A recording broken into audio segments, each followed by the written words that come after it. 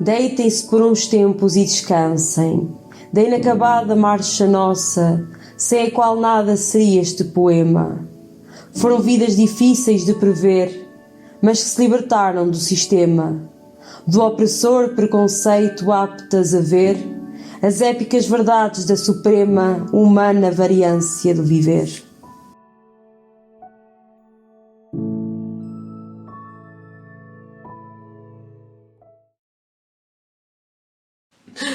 Olá, o meu nome é Alexa Santos, eu tenho 37 anos, sou lésbica, os pronomes femininos, ela dela, e sou uma das pessoas que está à frente do Clube SAF, a Associação Clube SAF, que é a única associação lésbica portuguesa. Olá, boa tarde, meu nome é Maria João Vaz, sou atriz e artista plástica. Posso dizer que sou escritora, escrevi o meu primeiro livro que foi editado em setembro passado. Tenho 3 filhas e mais, já sou crescida. Eu sou o Kiko, os meus pronomes é ele e eles. Sou heterossexual e neste caso sou um homem transexual.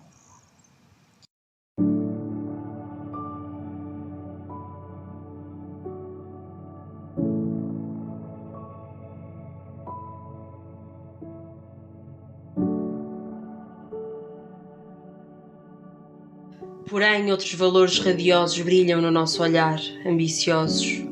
Porém, fundamentais, a liberdade que ilumina os caminhos da pessoa emancipada e tal fraternidade que, no fim, moverá o que ressoa na memória desta humanidade.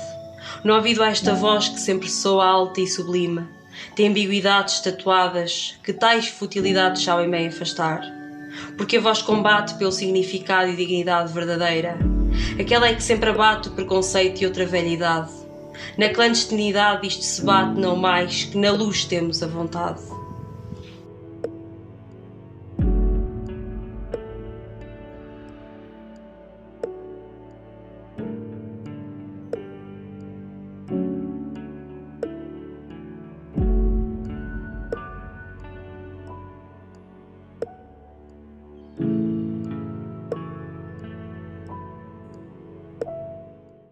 A minha experiência enquanto lésbica, olha, é muito engraçado pensar nisso, porque nós acabámos de fazer a Semana da Visibilidade Lésbica, não é? Exato. Não sei se faz sentido dizer isto neste momento, mas hoje é dia 28 de Abril e o dia da Visibilidade Lésbica é dia 26 de Abril, não é? E então é muito interessante para nós, porque nós temos o dia 25 de Abril, que é o dia da liberdade, e que nós celebramos a democracia, a revolução dos escravos, e logo a seguir temos o nosso dia de visibilidade.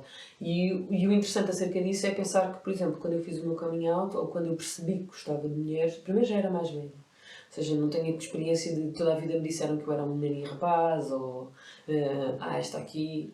E eu nunca tive essa experiência, não é? E então eu só mais tarde na vida é que eu fui perceber que gostava de mulheres quando me apaixonei por uma mulher.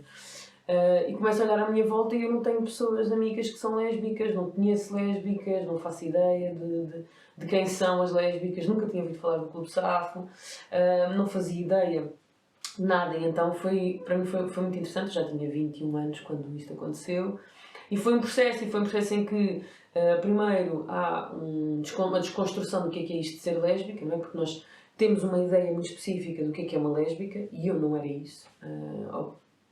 Pelo menos ainda não me identificava com o que é a ideia da lésbica, não é? Nunca tinha lido nada sobre lésbicas, nunca tinha visto nada sobre lésbicas para além do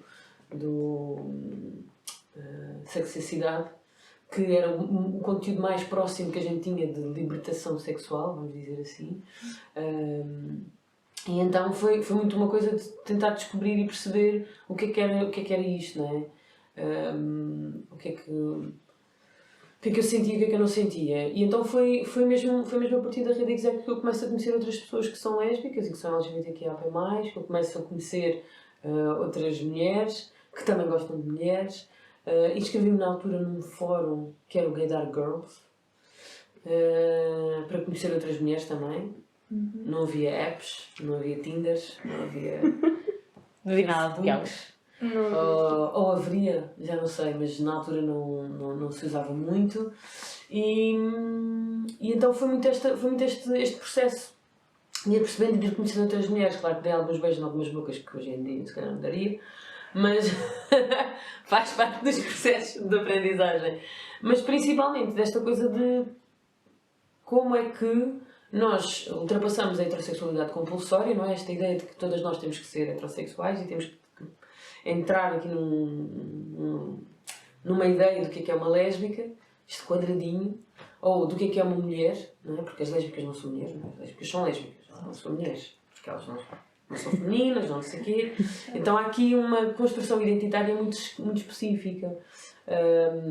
Quando eu começo, por exemplo, a ter uma expressão de género mais masculina, há todo um processo. Eu lembro-me, e conto muitas vezes esta história, que foi a última vez que eu usei um vestido. E a última vez que eu usei um vestido foi num casamento, que normalmente são aqueles lugares mais difíceis de nós nos apresentarmos como nós queremos, não é? É os casamentos, é os natais, é as festas de família, pronto.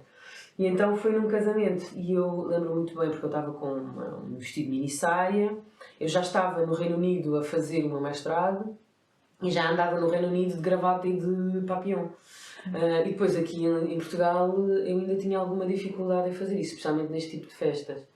E então o que é que acontece? Neste casamento eu levo não só este vestido, levo o meu cabelo que estava em modo afro máximo com uma flor e levo uns estiletos, uns saltos altos assim de 10 centímetros. E lembro-me perfeitamente do momento em que eu digo assim: ok, agora vais-te levantar, vais até à mesa do buffet para te servir e vais-te comportar como uma lady.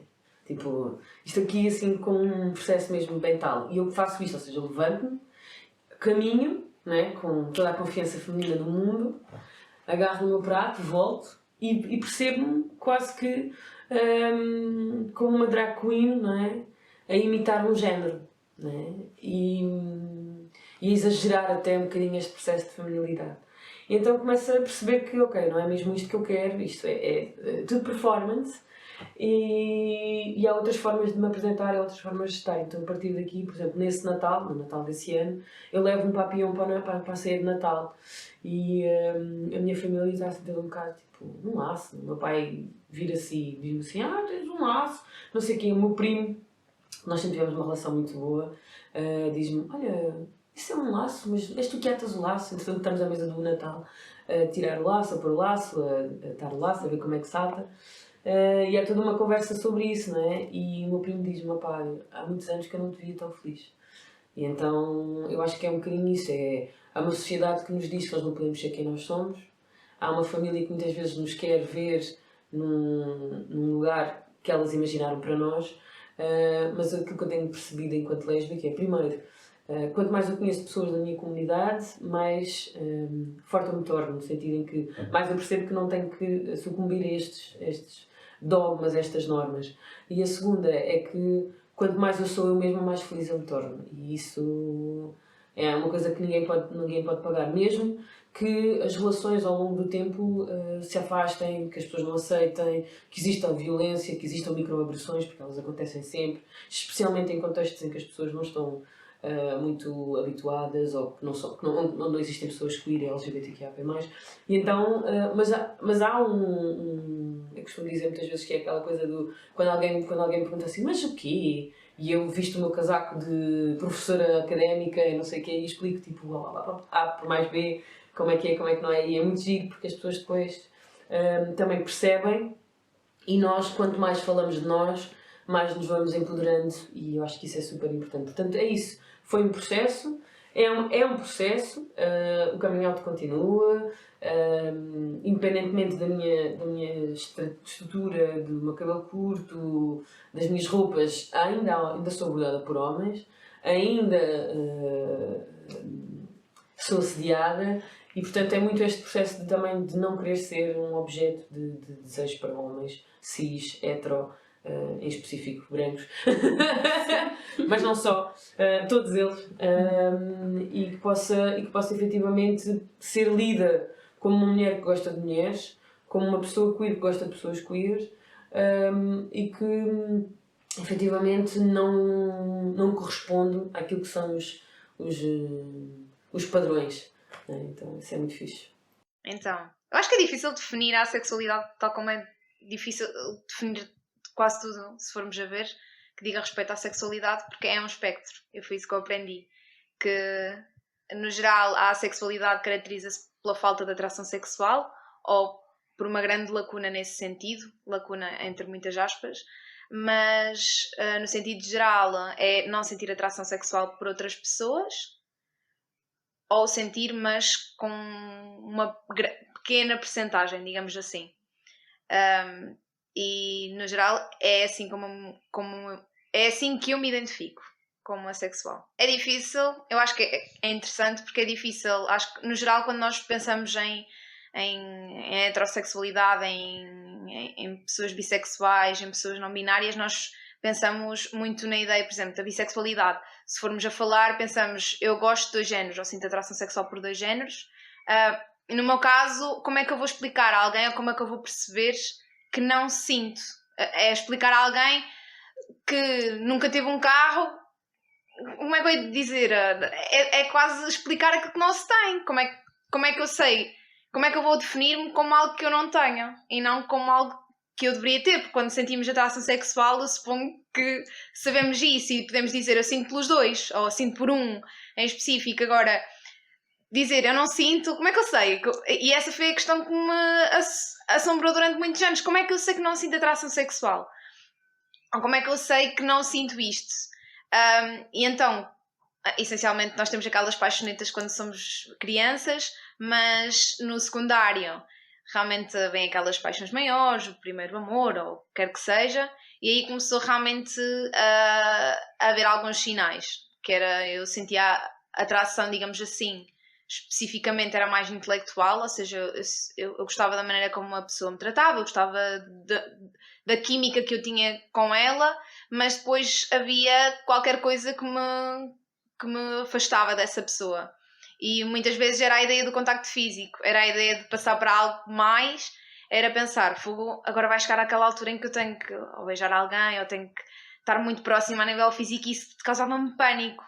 E eu das duas uma, ou pensava, se calhar não gosto dessa pessoa, porque se eu gostasse, onde é que iria existir essa dúvida?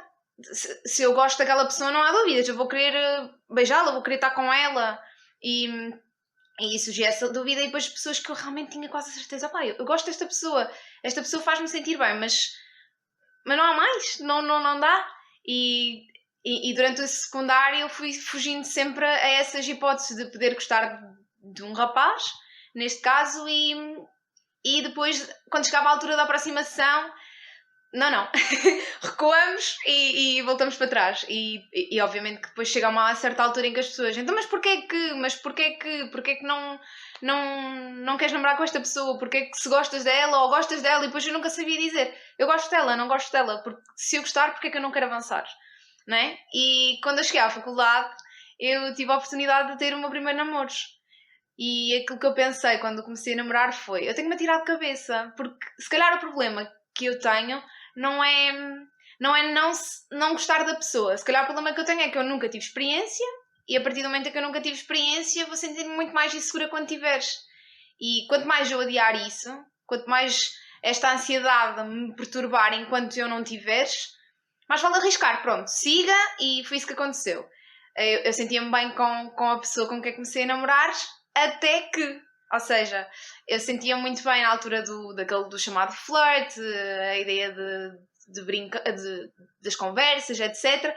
Quando chegou à ideia do olá físico, digamos assim, do ter dates, da proximidade, de dar as mãos, da ideia do abraçar, do beijar, incomodava-me a níveis ridículos. E eu achei, eu não posso estar a fazer assim, eu estou a fazer exatamente o mesmo que eu fiz no secundário. Então atirei-me um bocadinho de cabeça e aceitei namorar com esta pessoa, e aceitei arriscar, mas sempre com aquele pé atrás do tipo, eu não quero fazer isto, mas eu vou fazer isto, porque isto vai ser o passo para eu realmente deixar de estar nervosa e deixar de estar ansiosa. Ora, o que aconteceu foi exatamente o oposto. Ou seja, quanto mais eu me tentava forçar, digamos assim, a me aproximar daquela pessoa, mais eu sentia repulsa por ela. E não por essa pessoa ser má, ou por... simplesmente eu estava desconfortável, eu estava fora da minha zona de conforto e fora da minha zona aceitável de não conforto. Fora da bolha, mas não numa parte de que estou a sair da bolha, mas até está a correr bem, eu preciso disto. Não, eu não precisava disto. E achava que precisava. Então o que aconteceu é que a relação foi deteriorando, obviamente muito.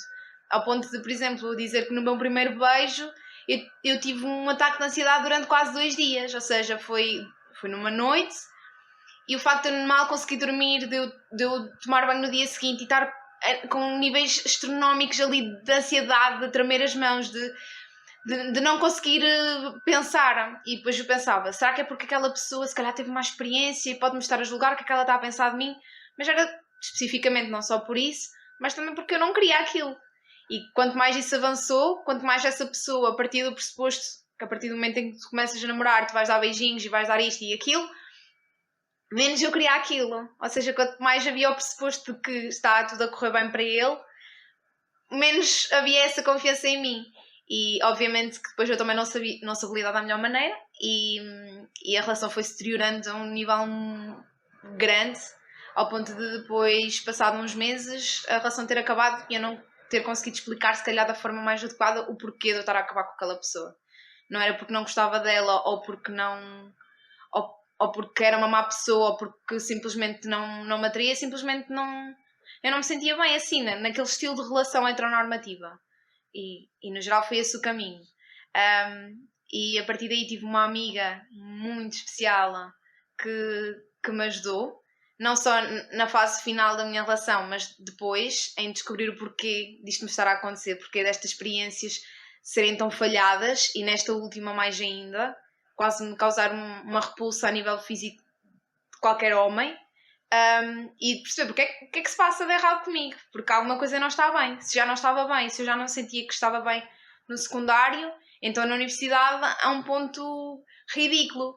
E é pensar, quer dizer, o que é que eu estou aqui a fazer? O que é que se passa comigo para eu não conseguir corresponder a uma relação heteronormativa? E o que acontece muitas vezes quando nós crescemos em ambientes que não nos explicam o que é a ansiedade, o que é ser heterossexual, mas também o que é não ser heterossexual, é que depois, quando chegamos a esta fase da universidade, das duas uma, ou encontramos pessoas que sabem e que nos explicam, ou vamos continuar ignorantes e a continuar a sentir-nos mal porque nós não nos encontramos naquele ambiente específico de heteronormatividade. E, portanto, a partir desse momento em que alguém te abre as portas, nós se calhar começamos a perceber que se calhar há mais pessoas que se identificam como eu. E isso aconteceu quando eu percebi que existia algo chamado assexualidade. Procurei sobre isso, realmente é um espectro de bissexualidade, debati-me também muito com essa questão, mas percebi que me encontrava ali. Vi testemunhos, vi pessoas que falavam sobre isso e comecei a perceber, se calhar até é isto, há coisas com as quais eu não me identifico, mas também há muita coisa com a qual eu me identifico.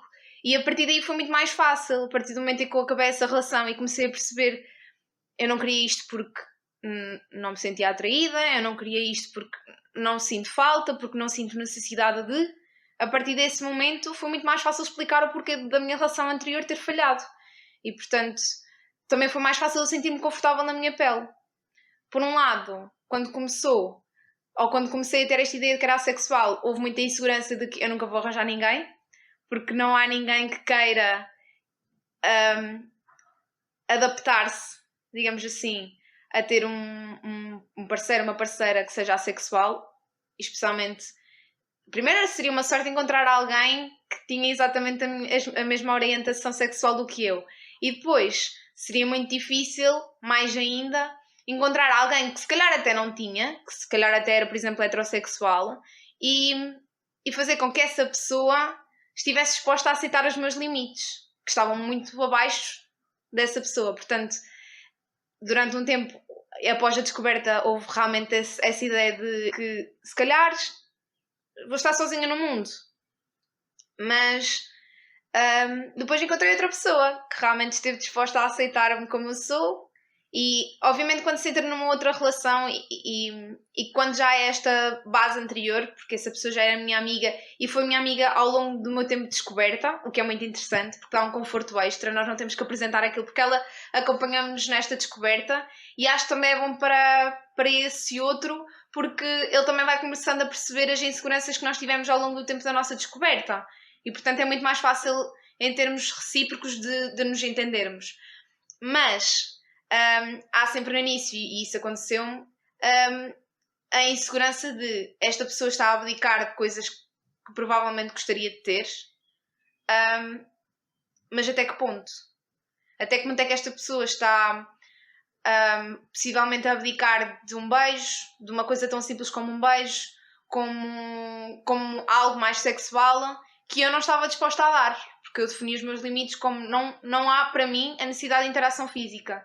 E portanto, obviamente que as coisas foram evoluindo, eu hoje em dia já vejo uma namorada, etc. Mas tudo num espectro que eu não estava à espera de atingir, não estava à espera de atingir essa meta. E portanto eu tive que lhe dar esse pressuposto de que eu não te vou garantir isto, portanto das duas uma, ou tu aceitas o que tens, ou não haverá hipótese. E obviamente é muito difícil, nós por muito que possamos ouvir o sim, de eu aceito, também há aquele pensamento, até quando? Até quando é que tu aceitas isto? E isso é muito difícil de bater. Obviamente que depois o conforto de uma relação, a confiança, tudo isso dá bases para nós acreditarmos. Mas há sempre essa pequenina crise de vez em quando que acontece. Seja quando temos problemas em casal, seja quando estamos numa altura mais insegura da nossa vida. Mas pronto, este foi o meu caminho enquanto assexual na minha vida e o meu processo de descoberta.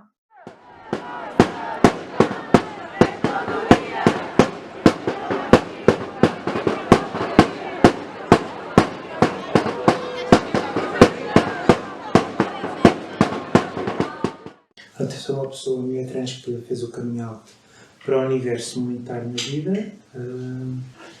Passei a vida a viver uma vida dupla secreta, porque eu não sabia exatamente o que era, só depois da minha epifania é que eu fiz então o meu coming out para as pessoas mais perto e depois para o universo. Porque eu levava uma vida dupla secreta, porque eu não conseguia interpretar, achava que era deficiente. E depois de um acontecimento especial na minha vida, deu-se a epifania, e no momento em que eu percebi exatamente, somei todos os pontos e percebi exatamente quem era, foi muito simples, porque quase que, digamos, que me tinha preparado a vida inteira para o que se seguiu. Eu já tinha vivido a vida inteira de uma certa forma, só que era secreta, privada e envergonhada e ninguém sabia. E pronto, e depois, felicidade absoluta. Passei a vida toda um bocadinho perdida, porque estava perdida, porque tudo era incongruente na minha vida. Depois tentei seguir as regras, segundo as regras tradicionais da sociedade, e depois finalmente tive uma epifania. E essa epifania foi, de facto, posso dizer que entretanto eu tive 3 filhas. Eu amo as minhas filhas, são as pessoas que eu gosto mais que existem.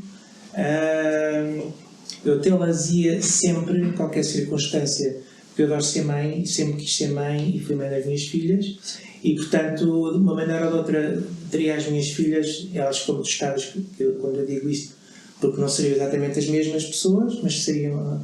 Não vale a pena pensar nesses termos, seriam as minhas filhas, seriam elas. Mas pronto, foi bom, mas eu não posso dizer que foi o mais importante. O mais importante foi a minha epifania. Porque o mais importante que existe somos nós próprios, não é? Por muito que as pessoas gostem muito de outras pessoas, das suas filhas, eventualmente até se possam sacrificar pelas suas filhas, mas o mais importante somos nós próprios. E portanto, a minha epifania permitiu-me nascer.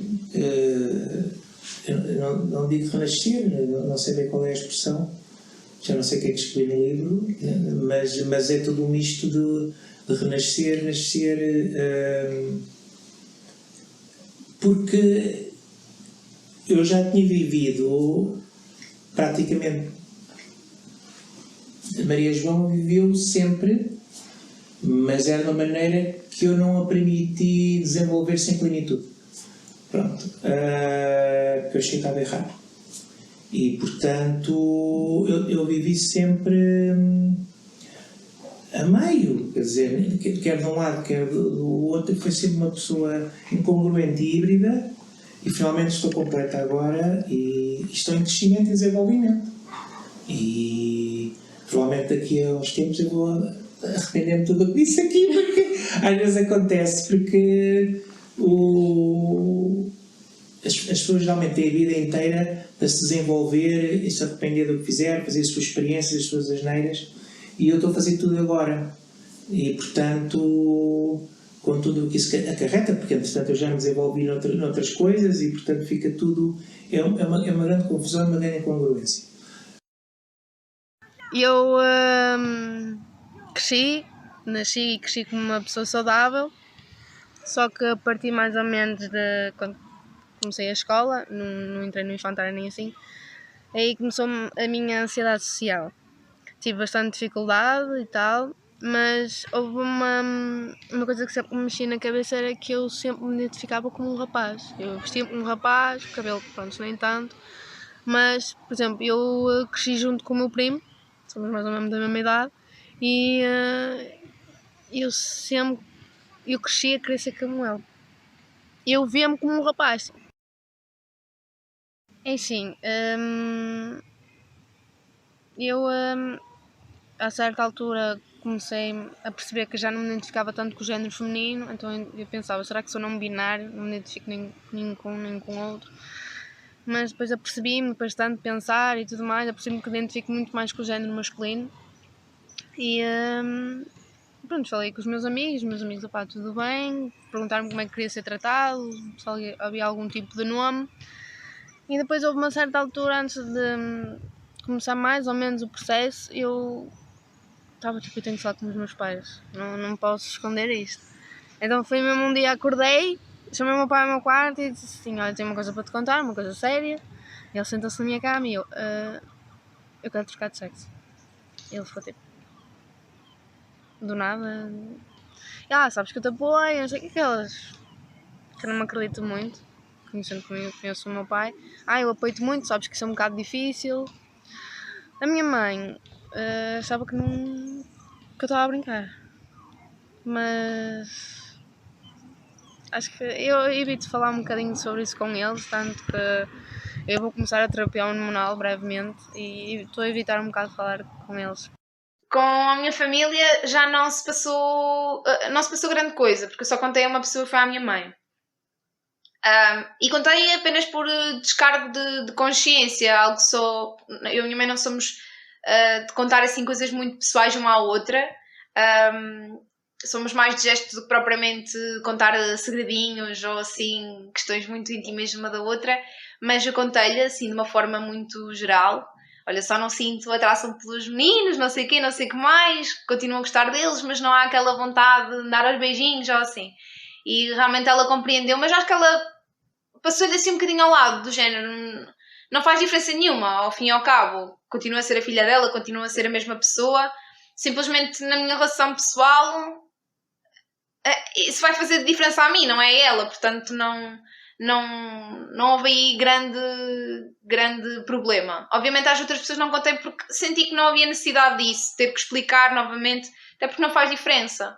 Se me virem com o meu namorado vão ver que há uma semelhança muito grande entre de um casal hetero com um casal que tem uma pessoa assexual, pelo menos no meu caso, não se aplica a todos, atenção. Então, houve diferentes alturas. Portanto, não houve assim um coming out específico. No ensino secundário, eu contei às minhas amigas mais próximas. Eventualmente toda a gente ficou a saber. Foi estranho na altura. Depois, na faculdade, o meu coming out foi que eu me atirei a um gajo numa festa. Veio ser meu namorado. tenho muito boas memórias dele. E portanto aí todas as pessoas da faculdade ficaram a saber. Não houve assim um momento em que eu fosse dizer que sou gay. Aconteceu. Aconteceu simplesmente, sim. E depois, com os meus pais, foi em diferentes alturas, foi diferentes conversas que eu tive e eles ficaram a saber, e depois daí deixou de ser um assunto na minha vida, na verdade. Até porque eu tentei tornar-me sempre muito independente e eu não deixei que fosse um assunto.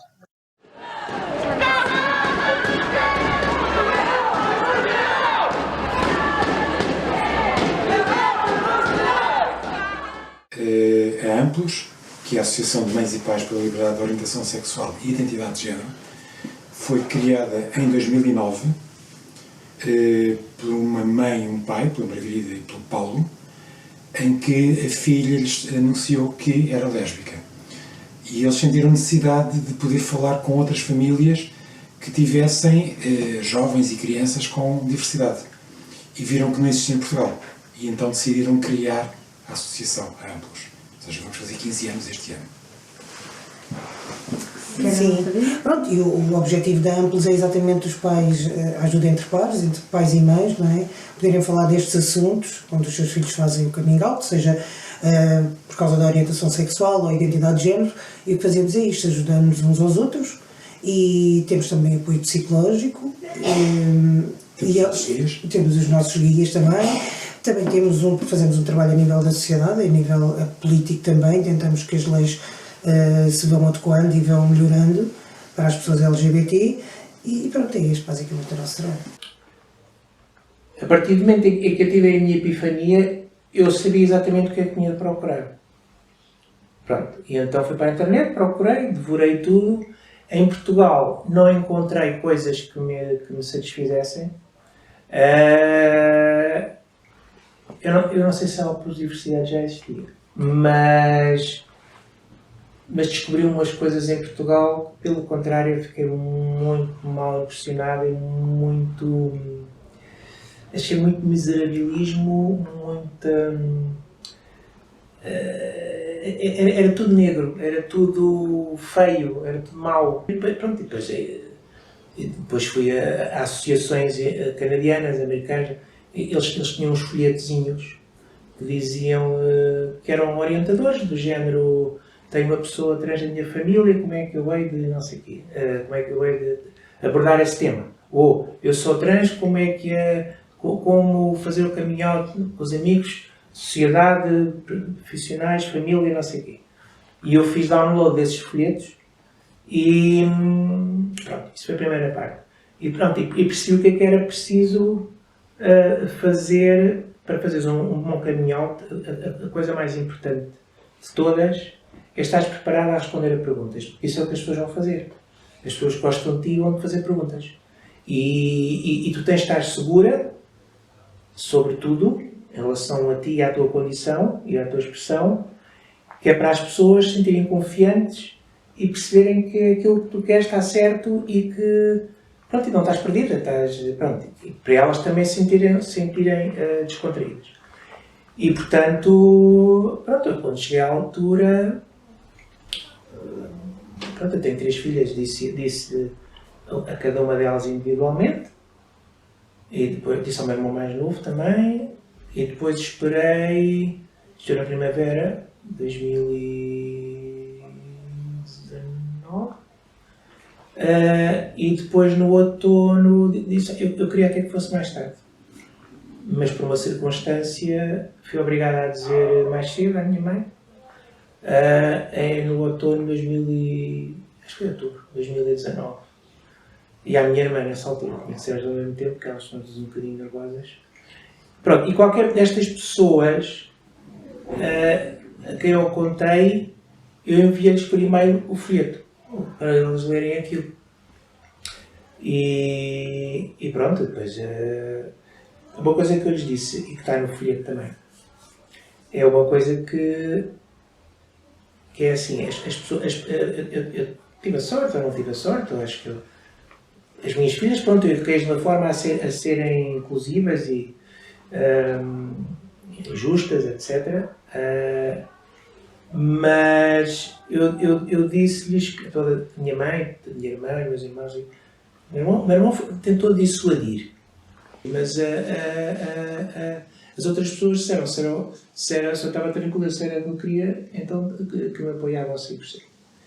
E eu disse uma coisa que está no folheto, que é exatamente, eu não sei se é amanhã, se é para a semana, se é daqui a um mês, mas isto vai-vos cair em força e vocês, nessa altura, a vossa opinião não vai ser exatamente a mesma que vocês estão a ter agora. Porque as pessoas não têm a noção do que é uma transição, e é uma coisa que também vem nos folhetos. Quando tu transicionas, todo o teu entorno transiciona. Porque essas pessoas, para além da relação contigo, há a relação com os outros. Com os amigos dessas pessoas, com os filhos dos amigos dessas pessoas, com os vizinhos dessas pessoas, com os conhecidos, etc. E, portanto, essas pessoas vão ter que, entre aspas, se expor também, tinham a sua vida tranquila e pronto, e vai.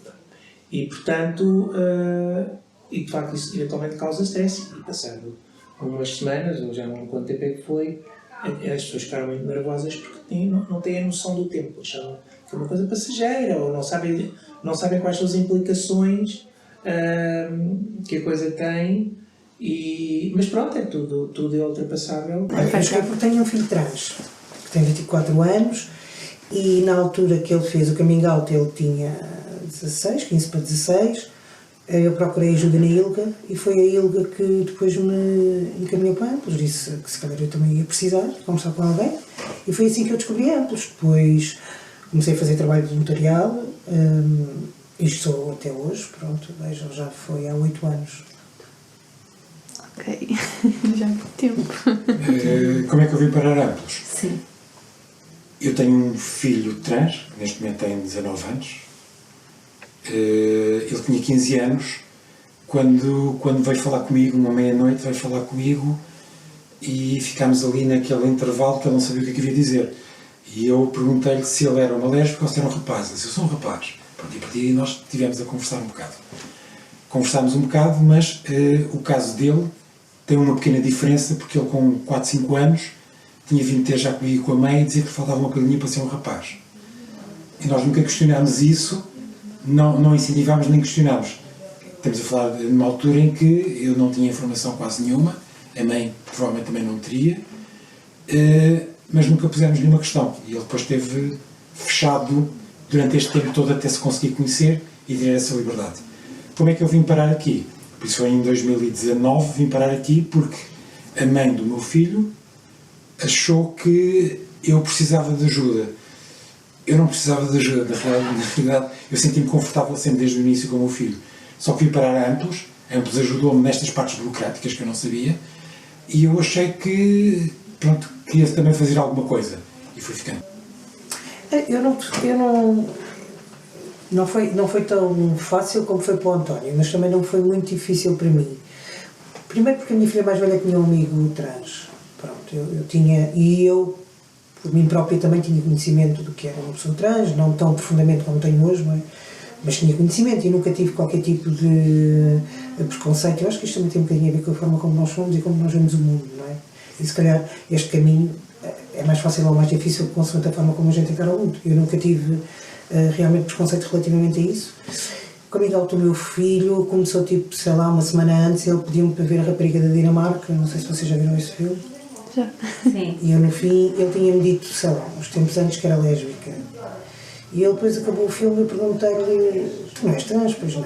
E ele disse: não. Acabou por contar primeiro à minha filha mais velha, depois a minha filha obrigou a contar-me a mim. Obrigada.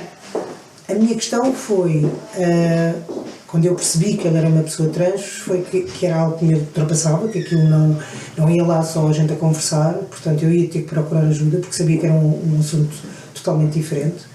E disse-lhe que ia procurar ajuda, e procurei. No dia a seguir procurei, contactei a Ilga e fizemos o caminho até aqui. Não foi muito complexo. Tem nuances, sim, tem várias coisas, os pronomes, o nome, o hábito, mas não foi muito complexo. E o que eu senti sempre é que ele não ia fazer o caminho sozinho, e que eu ia fazer ao lado dele, e que não iria deixar ele passar o que quer que fosse sozinho. Nos últimos tempos, a cobertura mediática em Portugal apresenta uma tendência preocupante de ataques às minorias, especialmente à comunidade queer. Um exemplo recente é a polémica em torno da Miss Portugal, onde a inclusão de uma candidata transgênero gerou um debate aceso e em vários sentidos preconceituoso. Além disso, notícias sobre a ideologia de género e a suposta prevenção para com as crianças têm perpetuado desinformação e medo, contribuindo para a marginalização da comunidade LGBTQIA+. Estas notícias não só reforçam estereótipos negativos, como também alimentam o preconceito e a exclusão social desta comunidade perante a sociedade. Assim, é fundamental que os mídia reavaliem as suas abordagens, promovendo uma cobertura mais justa e equilibrada, que respeite os direitos e a dignidade de todas as pessoas. Eu já fui acusado pela Marilena Costa, aquela senhora do Deixem as Crianças em Paz, que pôs o filho homossexual fora de casa, não é? E eu matarei o filho. E portanto, percebe-se que deixem as crianças em paz, não quer aula de cidadania, mas fugiu de casa com o marido aos 14 anos. E engravidou, e portanto, enfim, são essas incoerências, mas essa senhora num artigo do Observador disse que eu e o Arizara éramos responsáveis por centenas de suicídios de crianças trans. Portanto, acusar de ser responsável pelo suicídio é grave. E aliás, este discurso, apesar de ser um discurso falso, sem qualquer fundamento, tem depois o Ventura, durante a campanha, não é, foi dizer no Congresso que ia cortar todos os fundos para a ideologia de género, 400 milhões de euros. Bom, ele estava a falar de 400 milhões. Ele estava a falar de coisas que têm a ver com vítimas de violência doméstica, toda a rede de apoio às vítimas de violência doméstica, a igualdade entre homens e mulheres, enfim, muitas outras coisas, porque como eu vos disse há bocado, o apoio que nós recebemos nem sequer vem do Orçamento do Estado, vem dos Jogos da Santa Casa, e, portanto, mas enfim, este desconhecimento faz com que haja estes... Aliás, basta ir, desculpem, mas basta a gente ir aos comentários das caixas, às caixas de comentários dos jornais ou às redes sociais, quando se fala em alguma coisa, quando se publica um artigo. Eu lembro-me que quando a Marina ganhou o Miss Portugal, a Marina Machete, e a Marina esteve na casa, a casa estava em obras e portanto foi visitar a nossa casa, o nosso apartamento, e os comentários eram absolutamente destruidores, não é? Aquela ideia, nós temos pessoas com responsabilidade, a Joana Amaral Dias, que vai para a televisão dizer que não há pessoas transexuais porque só se nasce XX ou XY. Quer dizer, é uma parvoíce. Eu nessa altura até disse, se ela fosse minha aluna de aulas de genética na faculdade, se ela fosse minha aluna tinha chumbado. Porque é desconhecer a diversidade. E aquilo que me faz pena, eu sou da área das neurociências e aquilo que nós achamos que é patológico é quando as pessoas começam a perder graus de liberdade. Uma das coisas muito engraçadas, eu estudo a área do sonho, é se uma pessoa me diz que anda a sonhar sempre com a mesma coisa, é sinal que há alguma coisa que não está bem, porque o que é natural é o sonho ser muito diferente, muito variado. E aquilo que é bom na natureza é precisamente essa diversidade. Ora, quando as pessoas querem cortar aquilo que é uma riqueza, que é a diversidade, para que as pessoas sejam todas iguais, não é? Para que se enquadrem todas, mas que se enquadrem todas nos mesmos estereótipos atuais.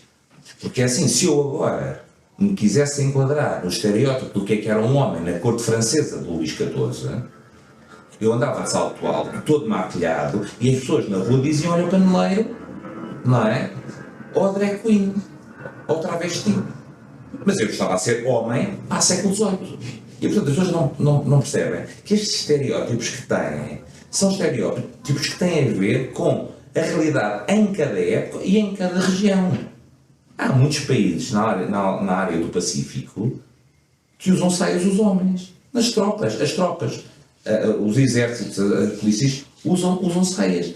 E usar saia não é nada estranho. Portanto, nós temos que deixar-nos um bocadinho dessas... Temos de aprender, temos de ler. Quando as pessoas vêm falar... Desculpem lá que eu patino na maionese, começo já aqui a falar de imensas coisas, mas quando as pessoas vêm a falar da modernice agora, de pessoas não binárias, se as pessoas soubessem a idiotice que é dizerem isto, Quando as grandes civilizações milenares, a chinesa, a indiana, a egípcia, os maias, as aztecas, todas as grandes civilizações sempre tiveram pessoas não binárias, que aliás até eram, em muitas destas civilizações, quase veneradas. Eram pessoas que eram consideradas, e ainda há, nós temos registros de nativos americanos, de índios, não é?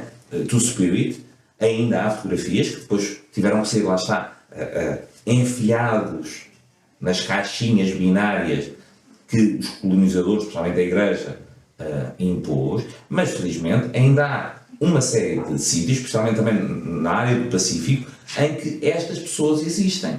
Não é? Nós temos civilizações, hoje em dia, atuais, em que existem 5 géneros e toda a gente se entende naquela comunidade com aqueles 5 géneros.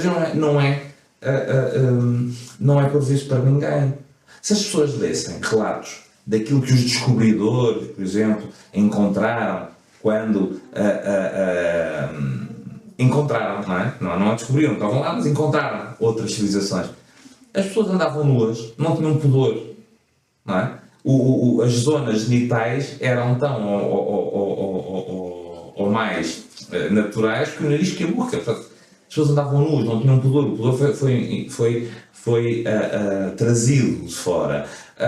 As relações eram poligâmicas, muitas delas. As pessoas tinham relações sexuais, quer com o mesmo género, quer com género, sem sequer pensar sou homossexual. Não, isso era uma noção que não existia. Há muitos relatos, por exemplo, de tribos amazónicas em que as relações pansexuais são a regra. E, portanto, as pessoas, em vez de pensarem que há agora uma maioria de esquerda completamente libertina, não, deviam leiam história e percebam que isto sempre cá esteve. Apesar, aliás, e essa é a grande vitória, apesar das fogueiras, apesar das inquisições, apesar de tudo o que continua a existir, das penas de morte, dos apedrejamentos, estas pessoas continuam a existir e sempre existiram. Eu acho que há muito a fazer. Primeiro, tem que começar pela educação, e isso pode começar logo na escola primária, por exemplo. Se a gente começar a modificar os livros escolares e começarmos a incluir famílias, por exemplo, com maior diversidade. Quem fala do ensino primário vai, por exemplo, até medicina, na universidade, em que não se fala sobre as questões trans, e as pessoas trans, algumas pessoas, muitas, têm questões de saúde associadas e, portanto, têm questões específicas que são diferentes para o resto da população. E depois há a formação, porque assim, faz-se as leis, não é? Há uma lei, a Lei 38 é uma lei boa, e está lá escrito que o Estado deveria dar formação, mas na realidade não está a dar. A formação está a ser dada pelas associações, e depois há todo... Eu peço imensa desculpa, estou sempre a falar no mesmo. Há toda esta conjectura política, com fake news, com histórias acerca de pessoas... A gente está-se a focar mais em pessoas trans porque é o que nos tem aparecido mais. Se calhar as questões LGBT já estão mais normalizadas, presumo, ou mais interiorizadas. Estão menos atacadas. Sim, estão mais interiorizadas, já levam uns anos, o casamento, a adoção, tudo. Embora também agora tudo esteja a ser posto em causa. Mas as questões trans, há muitas notícias falsas, há muitos mitos, há muitos preconceitos, e isso, pronto, faz com que haja este... Ainda há pouco tempo se falou muito de destransição, ou seja, as pessoas voltarem atrás. Nós não conhecemos nenhum caso. Psiquiatras que lidam com isto há 30, 40 anos não conhecem nenhum caso. Por isso, em Portugal não é um assunto. E mesmo internacionalmente, a percentagem é muito baixa.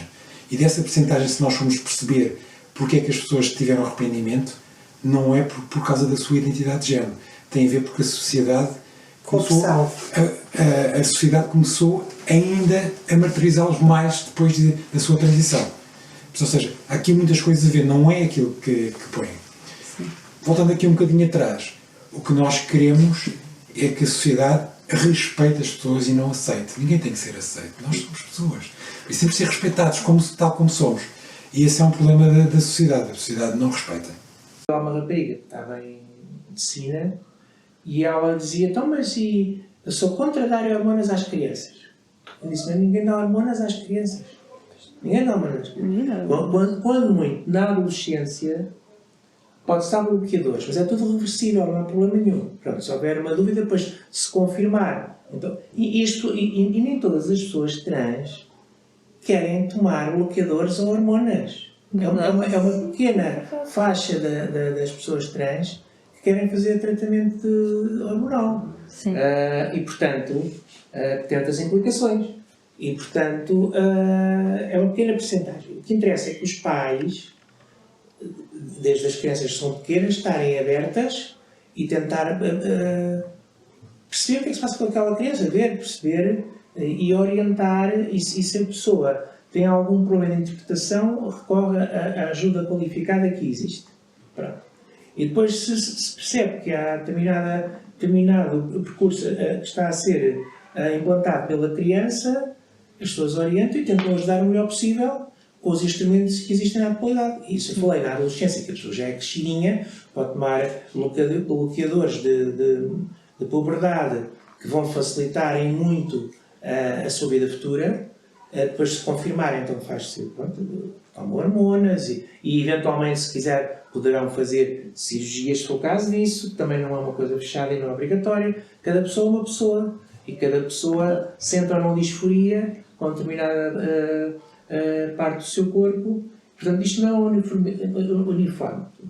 Tem que haver abertura para a pessoa estar disponível, porque as pessoas geralmente que são trans sabem o que é que querem. Se lhes derem os meios, a informação, as pessoas seguem o seu percurso. Celebramos este ano os 50 anos do 25 de Abril e é essencial relembrar que a vivência LGBTQIA+, é acima de tudo uma vivência de resistência. Com estas ameaças, a sua existência, num retrocesso de pensamento, deve ser barulhenta para mostrar que está aqui.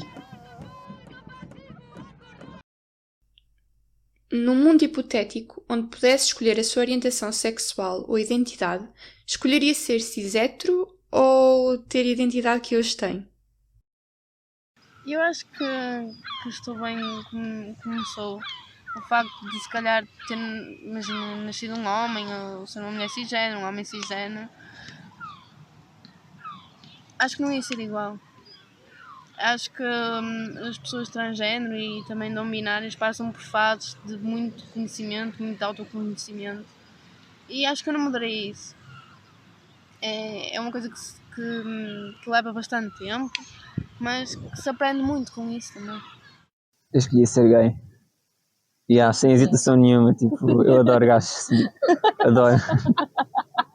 Não trocava. Não trocava, se me dessem. Não. Eu acho que num mundo... Se me fizessem essa pergunta há 3 anos atrás, eu diria sem dúvida, ou há um ano atrás, há um ano se calhar não, mas há 2 anos atrás eu sem dúvida diria que preferia ser a Ana heterossexual sem problemas nenhuns, sem qualquer complexidade, heterossexual e cis, etc., sem complicações. Neste momento eu sinto-me muito confortável na pele onde estou. E as inseguranças fazem parte, mas o caminho todo que eu percorri acho que também serve para eu perceber que não tem que haver só uma coisa. Pode haver 1001 coisas e são todas aceitáveis. Portanto, eu escolheria ser assexual, na mesma, e acho que ninguém deveria mudar só porque ainda não teve a oportunidade de se sentir confortável na sua pele. Não. Estou a falar sobre isto no sentido em que é muito difícil nós sermos nós próprios. É muito difícil. A sociedade está-nos constantemente a dizer que nós não podemos ser quem nós somos. Porque, por alguma razão, se convencionou, não é? Que eram os homens, que eram os homens adultos, que eram os homens cis, hetero, etc, e todas as, não é? Várias coisas que correspondem àquilo que é a construção da ideia de poder, não é? Que tem o poder, que tem o lugar, que tem a palavra. Convencionou-se que eram essas pessoas que tinham esse lugar e que tinham essa palavra e que tinham esse espaço. E nós não podemos... Como é que eu hei de dizer isto? Nós não podemos deixar que só essas pessoas é que tenham poder. porque a sociedade ela é feita de muita gente. O mundo é feito de muita gente. É feita de gente migrante, é feita de mulheres, é feita de lésbicas, é feita de pessoas trans, é feita de uma diversidade de pessoas. E então, a possibilidade na minha vida de poder não só ter consciência disso, mas que a minha vida possa ser uma forma de ocupação desses espaços de poder, para mim é um privilégio. Não é? Não é um privilégio no sentido em que nós falamos de privilégio em que eu tenho mais do que as outras pessoas, não é? Ou me é dado mais oportunidades do que as outras pessoas. Em momentos sim, em momentos não, porque todas as pessoas têm privilégios e todas as pessoas sofrem de opressões, independentemente do sítio onde estão e de quem são, não é? Mas eu acho que é muito importante para mim esta identidade. E eu tive a sorte de poder, por exemplo, viver uma verdade sem tanto medo, porque eu acho que há muitas lésbicas que vivem uma realidade muito diferente da minha, que é vivem com muito medo, vivem em segredo, e eu tenho a sorte, e aqui tenho mesmo o privilégio, de ter conseguido encontrar os espaços, as pessoas, as comunidades, para poder ser eu mesma. E eu não abriria mão disso por nada. Eu era mesmo mais infeliz antes de ser eu mesma.